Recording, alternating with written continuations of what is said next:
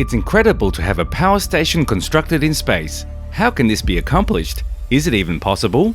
A solar power plant in space is intended to be operational by 2028, according to an announcement made by the Daily Project team directed by Duan Baoyan of Xidian University of Shanxi Province. Welcome back to Future Tech, everyone. In today's video, we'll examine China's ludicrous technological objectives for its space power plant. Please hit the like button and subscribe to the channel.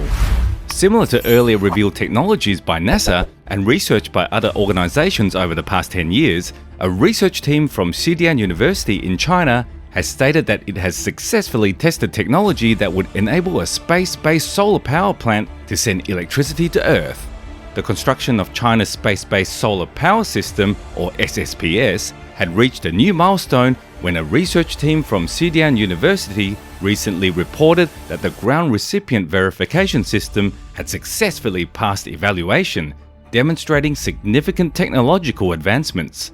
The Zuri, or Chasing the Sun program's ground verification system, which is Xi'an-based university, claims are the first of its kind for a full-chain, full-system SSPS, successfully passed tests not long ago. It achieved breakthroughs in several important technologies, including high-efficiency light concentrating and photoelectric conversion, microwave conversion, microwave emission, waveform optimization, microwave beam pointing measurement, and analytic microwave beam pointing. The on-site review was attended by an expert panel led by Chinese Academy of Sciences (CAS) academician Wu Yirong, who commented that the results represent a world-leading development and lay the foundation for China's future development of microwave power, wireless transmission technology, and space-based solar power plant technology. According to a statement issued by the university on Tuesday, these new technologies have a wide range of potential applications. The ground verification system is situated on Xidian University's southern campus. The system's 5 subsystems are Omega concentration, light to electricity conversion, power transmission and management, a receiving antenna, and a supporting tower is a 75-meter high steel structure. The basic idea is to calculate the angle the condenser should be turned towards based on the sun's location. The photovoltaic cell array in the condenser's core receives the sunlight reflected by the condenser and transforms it into direct current power. The 4 concentrating systems transform the electric power through the power management module, which is then directed towards the intermediate transmitting antenna. Since the proposal received state approval not long ago and more than 130 Chinese experts were organized by 16 state departments and agencies, including the Ministry of Industry and Information Technology, National Development and Reform Commission, and Ministry of Science and Technology, to conduct a feasibility study for a year, China's research and development of its space-based power station have accelerated. Around the same time, Duan Baoyan, a member of the Chinese Academy of Engineering, and its research team with Xidian University unveiled their design for the Omega space-based solar power station, which is 24% more efficient in terms of power-to-mass ratio and more accessible to control than the US Alpha plan, electricity generated by the unit mass of the space system. By joining the UK Space Energy Initiative not long ago, which has established a 12-year development plan that could see a demonstrator power plant assembled by robots in orbit beam gigawatts of power from space to Earth as early as 2035. More than 50 British organisations, including heavyweights like aerospace manufacturer Airbus, Cambridge University, and satellite maker SSTL, for instance, thought they could have a demonstrator in orbit by 2035. According to Pang Zihao, a senior space expert based in Beijing, building a solar power station in space, specifically a geosynchronous orbit, could provide power efficiency 35 times better than that of photovoltaic power stations on Earth, overcoming the difficulties of using solar power on Earth's surface, such as rainy and cloudy weather, as well as the day and night change.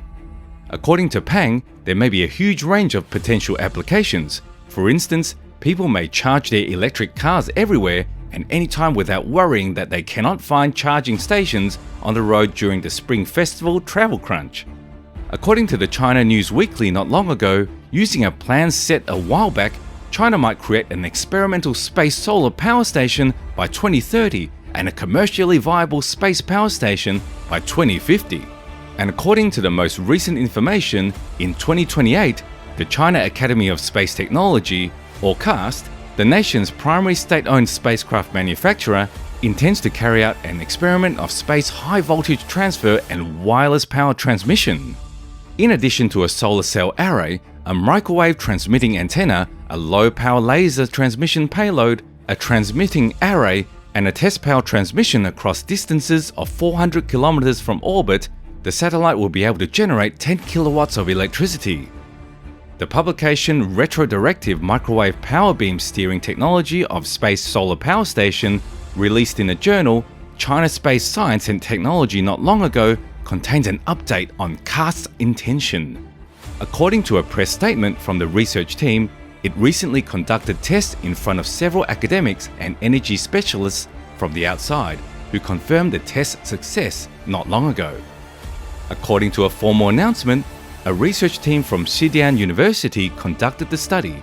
The solar station has passed satisfactory testing in its early phases and will be able to transmit solar energy to Earth. The current project of the trip to space will likely employ the Space Solar Power Station as a hotspot technology for power generation.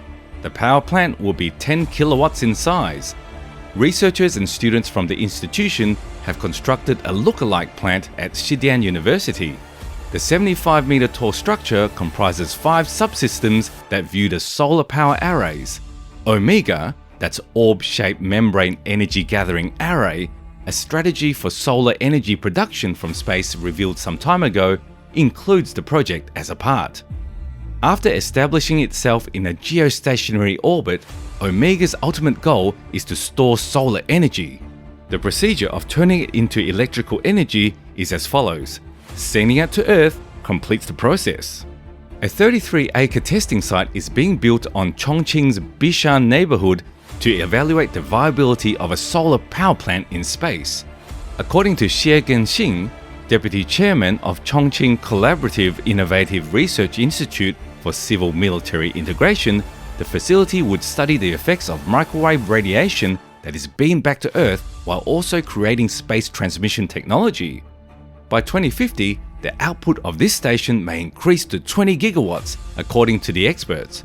For comparison, once completely operational, India's largest nuclear power facility, the Kudankulam nuclear power plant in Tamil Nadu, would generate roughly as much electricity.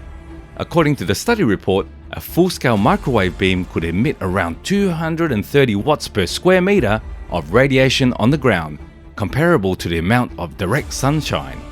Although microwaves at this level are considered safe for people, it is unknown whether or not those who live close to the receiving station on Earth may have any negative health consequences. The United Kingdom intends to construct a comparable space-based solar power plant circling 36,000 kilometers from the planet by 2035.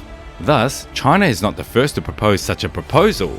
The Space Energy Initiative's proposed space-based power plant for the UK will also employ microwave radiation to beam the electricity back to Earth.